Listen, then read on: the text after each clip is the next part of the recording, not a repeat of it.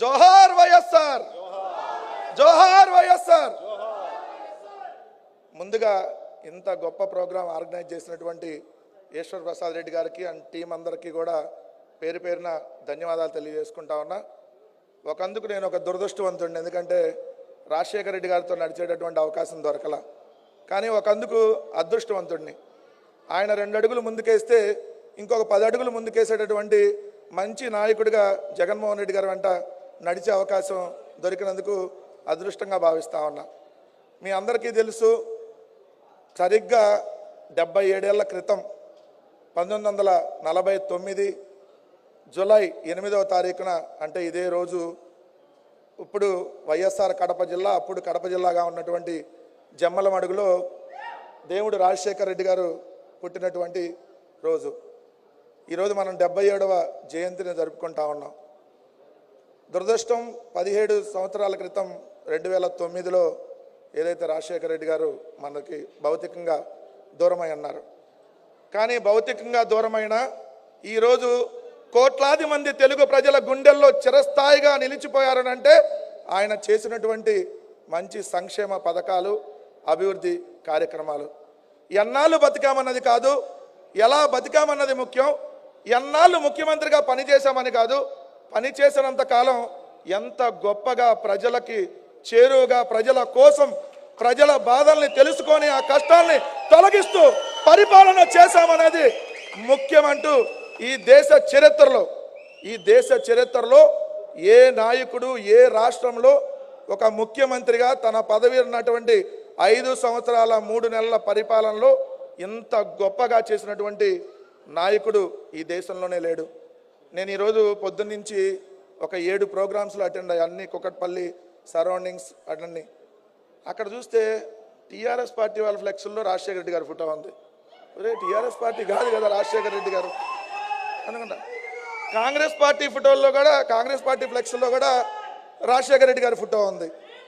మాకంటే ముందే TRS party వాళ్ళు వెళ్ళి రాజశేఖర రెడ్డి గారి జయంతి వేడుకలు చేశారు.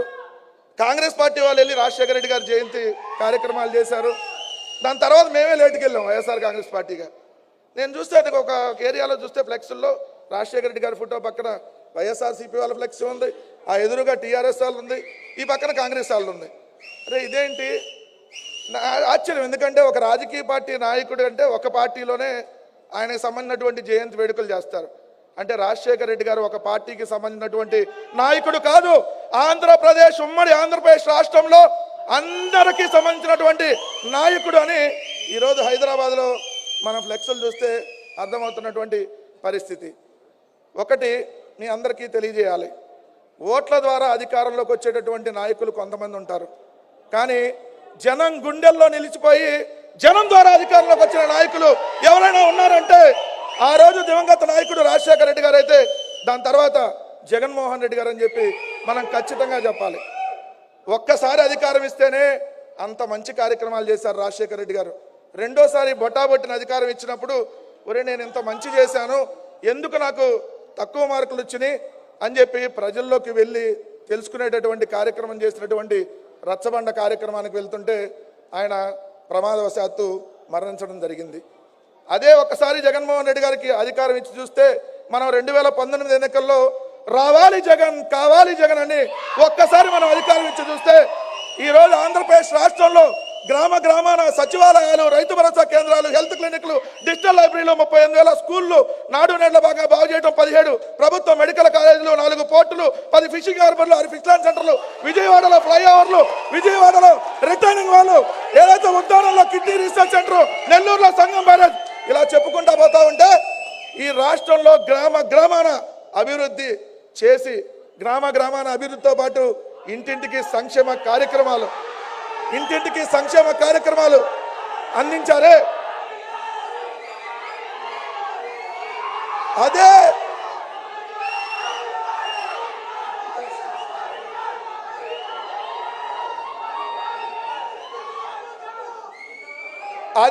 మళ్ళీ 2029లో మళ్ళీ జగనే రావాలి, మళ్ళీ జగనే కావాలి అని మనందరూ ముక్త కంఠంతో వెళ్తే ఇంకా ఎంత మంచి జగన్మోహన్ రెడ్డి గారు చేస్తారో మనం రాష్ట్ర ప్రజలందరికీ తెలియజేయాల్సినటువంటి అవసరం రాష్ట్ర ప్రజలందరికీ మనం తెలియజేయాల్సినటువంటి అవసరం ఖచ్చితంగా.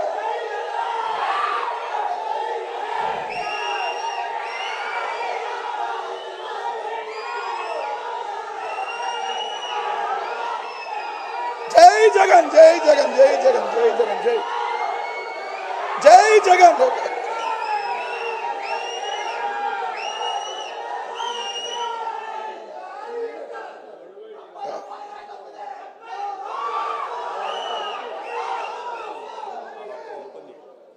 ఒకటి, వైఎస్ఆర్ కాంగ్రెస్ పార్టీ చేసింది చెప్పుకోలేక ఓడిపోయామని చాలామంది చెప్తున్నారు. కొంతవరకు వాస్తవమే.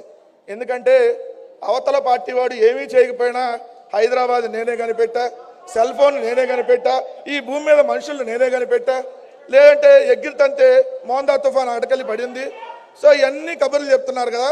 అందుకని దీంట్లో ఒక మాట కూడా ఖచ్చితంగా చెప్పాలి. హైదరాబాద్లో హైటెక్ సిటీ, ఈ ఐటీ అనేది, ఎందుకంటే మనం ఈరోజు ఈ ప్రాంతంలో ఉన్నాం కాబట్టి, ఈ ఐటీ అనేది అసలు ఎవరి వల్ల వచ్చింది, ఎవరి వల్ల ఐటీ ఉద్యోగాలు ఎక్కువ వచ్చినాయి, ఎవరి వల్ల ఐటీ కంపెనీలు ఎక్కువ వచ్చినాయో ఒక్కసారి 2 నిమిషాలు మీకు బోరి కొట్టిన లెక్కలు కాబట్టి చెప్పాలి. కాబట్టి అసలు ఈ హైటెక్ సిటీ అనేటటువంటిది 1992 మే 21వ తారీఖున అప్పటి కాంగ్రెస్ ముఖ్యమంత్రి నేదురుమల్లి జనార్దన్ రెడ్డి గారు రాజీవ్ గాంధీ టెక్నాలజీ పార్క్ అని చెప్పి హైటెక్ సిటీ ప్రాంతంలో శంకుస్థాపన చేసి 200 ఐటీ కంపెనీలకు లేఖలు రాసి 400 కోట్ల రూపాయల ఐటీ ఉత్పత్తులే లక్ష్యంగా ఆ కంపెనీలందరికీ లేఖలు రాసి 4.5 కోట్ల రూపాయలు ఆ రోజు ఖర్చు పెట్టి అక్కడ ఆ హైటెక్ సిటీ అనేదాన్ని తీసుకొని వచ్చారు. తీసుకొని వచ్చిన తర్వాత 9 ఏళ్ళు చంద్రబాబు నాయుడు గారు ముఖ్యమంత్రిగా పనిచేశారు. 9 ఏళ్ళు చంద్రబాబు నాయుడు గారు ముఖ్యమంత్రిగా చేస్తే మరి ఐటీ రంగంలో ఎంత వృద్ధి రేటు ఉందంటే కేవలం 8%. అదే 5 సంవత్సరాలు రాజశేఖర రెడ్డి గారి పరిపాలనలో భారతదేశంలోనే హైదరాబాద్ని ఐటీలో నెంబర్ 3rd ప్లేస్కి తీసుకొని వచ్చి 14% వృద్ధి రేటు చేశారు. ఇవన్నీ మనం ప్రజలకు చెప్పాలి. అదేవిధంగా 9 ఏళ్ళు చంద్రబాబు నాయుడు గారు ఇక్కడ హైటెక్ సిటీ ప్రాంతంలో ఏదైతే ఆయన మొత్తం ఉద్యోగాలు తెచ్చాయని చెప్తాడు కదా, వచ్చినటువంటి కంపెనీలు ఏంటంటే 9 ఏళ్లలో 909. అదే రాజశేఖర రెడ్డి గారు 5 ఏళ్లలో 1584 కంపెనీలు వచ్చినాయి ఐటీకి సంబంధించి.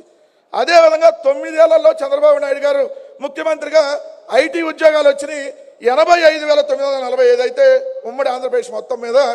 అదే 5 సంవత్సరాల రాజశేఖర రెడ్డి గారి పరిపాలనలో 2,64,375 అంటే 2,65,000 ఉద్యోగాలు. మరి ఇప్పుడు చెప్పండి, ఎవరు హైదరాబాద్లో ఐటీని ప్రమోట్ చేశారో, ఐటీని తీసుకొని వచ్చారో చెప్పని అడుగుతా ఉన్నా. అదేవిధంగా చంద్రబాబు నాయుడు గారు 9 ఏళ్లలో ఐటీ పెట్టుబడులు కేవలం 3,533 కోట్లు. అదే రాజశేఖర రెడ్డి గారు 5 ఏళ్ల పరిపాలనలో 13,250 కోట్లు ఐటీ పెట్టుబడులు. ఆయన 9 ఏళ్లలో 3,500 కోట్లు అయితే రాజశేఖర రెడ్డి గారు 5 ఏళ్లలోనే 13,250 కోట్లు. 9 ఏళ్లలో చంద్రబాబు నాయుడు గారు ఐటీ ఎగుమతులు 5,025 కోట్లు అయితే రాజశేఖర రెడ్డి గారు 5 ఏళ్లలో 33,482 కోట్లు.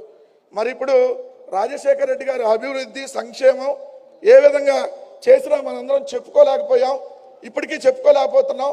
సో అందుకని ఖచ్చితంగా ఈ లెక్కలని కూడా మనం చెప్పాలి. చంద్రబాబు నాయుడు గారి బోగస్ మాటలను కూడా మనం ప్రజలందరికీ చెప్పాలి. నాకంటే ముందు పెద్దలు భాస్కర్ శర్మ గారు మాట్లాడారు. నిజంగా భాస్కర్ శర్మ గారు నేను ఇది 2వ సారి చూడటం. ఒక్కసారి అంతకుముందు చూశాను, పెద్దగా పరిచయం లేదు. ఈరోజు సాక్షి పత్రికలో ఎడిటోరియల్ కాలంలో ఒక వ్యాసం వచ్చింది, భాస్కర్ శర్మ గారు రాసింది. మనందరికంటే భాస్కర్ శర్మ గారు రాజశేఖర రెడ్డి గారికి చాలా దగ్గరగా చూసినటువంటి వ్యక్తి. ఏంటదంటే 2007వ సంవత్సరంలో ఆరోగ్యశ్రీ అనేటటువంటి పథకం పెడితే 2007 ఏప్రిల్ నుంచి 2009 వరకు ఆరోగ్యశ్రీ వల్ల ఏదైతే లబ్ధి పొందినటువంటి కుటుంబాలు 15,85,000 అంటే దాదాపుగా 16 లక్షల కుటుంబాలకి ఈరోజు ఆరోగ్యశ్రీ ద్వారా రాజశేఖర రెడ్డి గారు దేవుడయ్యాడు. ఎందుకు దేవుడయ్యాడు రాజశేఖర రెడ్డి గారు అంటే, మనం ఎవరిదన్నా ఒక ప్రాణం కాపాడితే అయ్యా మా వాడి ప్రాణం కాపాడావు, నువ్వు దేవుడు అయ్యా అంటావు. మరి 16 లక్షల కుటుంబాలని కేవలం 2 సంవత్సరాల్లో ఆరోగ్యశ్రీ ద్వారా ప్రాణాలు నిలబెట్టిన రాజశేఖర రెడ్డి గారు నిజమైనటువంటి దేవుడు కదా. సో రాజశేఖర రెడ్డి గారు అంత బ్రహ్మాండంగా పరిపాలించారు. అందుకనే మనం ఈరోజు కూడా గుర్తు చేసుకుంటా ఉన్నాం.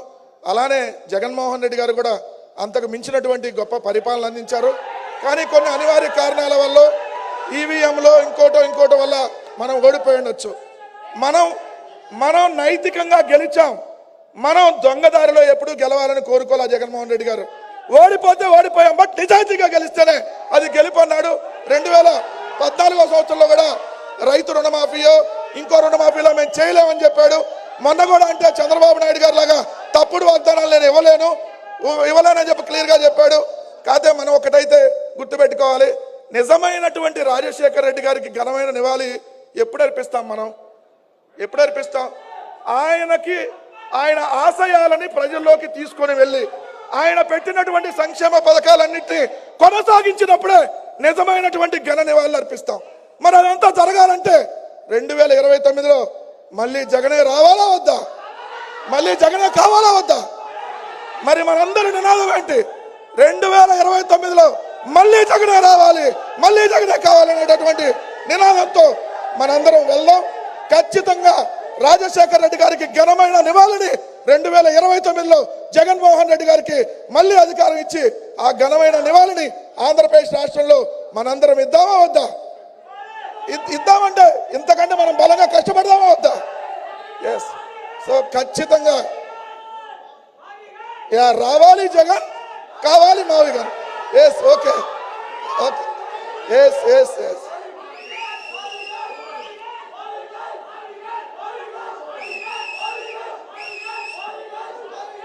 సరే అన్న, ఎందుకంటే ఇంకా పెద్దలు మాట్లాడాల్సిన వాళ్ళు కూడా ఉన్నారు కాబట్టి నేను ముగిస్తానన్నా. నాకు ఇంత గొప్ప అవకాశాన్ని కల్పించినటువంటి ప్రతి ఒక్కరికి కూడా ధన్యవాదాలు.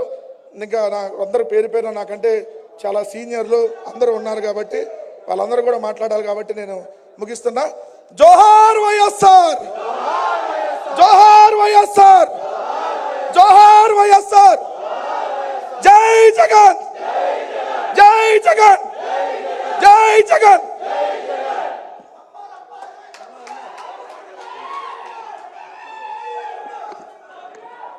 వెంకటరెడ్డి గారికి మెమెంటో ఇవ్వడానికి ఈశ్వర్ ప్రసాద్ రెడ్డి గారిని అలాగే ఏపీ రెడ్డి గారిని వేదిక మీదగా ఆహ్వానిస్తున్నాం.